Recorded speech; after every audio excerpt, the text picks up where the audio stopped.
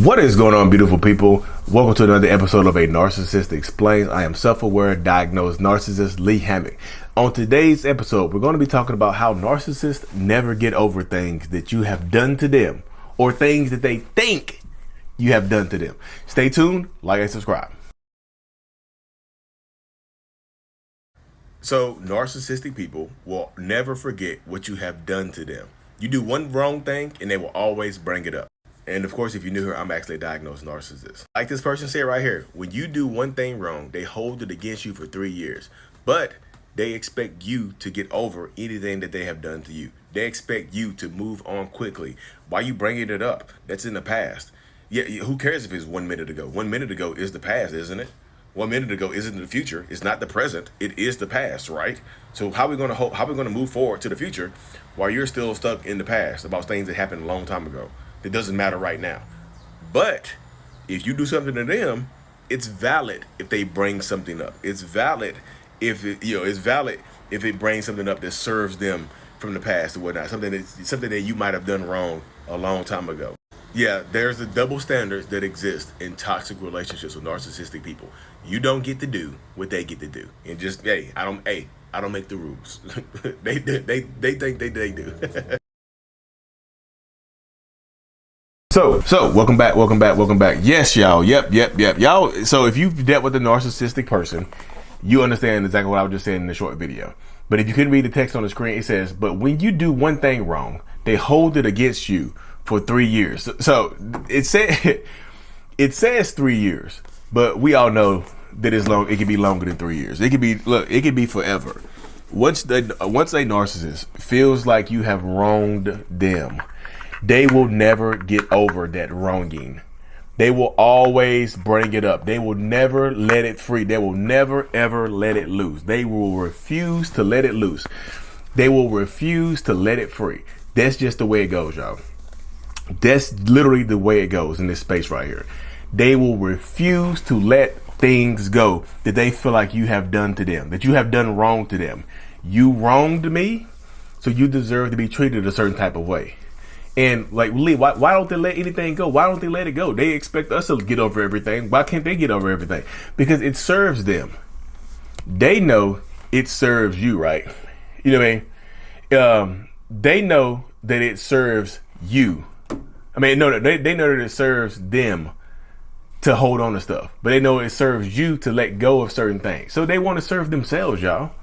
They absolutely want to serve themselves. They are in it to make themselves happy. They are in it to serve themselves. They are in it to keep things moving. They want to make themselves happy by any means necessary. That's the space that so many people fall into. It really is. And I'm talking to people. I'm telling people where things are going, how things are going in these situations. This is one thing that I consistently bring up to people, right? That narcissistic people will never forget things that you have done to them. Or, like I said in the beginning, things that they think you have done to them. Like perceived wrongdoings, perceived slights, perceived things that you might not even have done. They will hold against you. That happens so many damn times. Things that you might not have done wrong. They just perceived it as a wrong. They perceived it as a slight, and they will hold on to it. And they may or may not ever bring it up again, but they will absolutely hold it against you. They'll bring it up in circumstances where they feel like they might be losing an argument, or circumstances where they feel like you have wronged them. Yeah, they feel like there's circumstances, there are certain things that you wronged me, so I have to wrong you back. You wronged me. You've wronged me, so I have to do this to you. That's how it goes, you know? And I try to explain it to people. You might not have done something wrong to them, right? Like a waiter or a waitress could have smiled at you. And because your partner, your narcissistic partner, is so insecure, they might view that as you flirting with that person in front of them. You just shamed me by flirting with this person in front of me.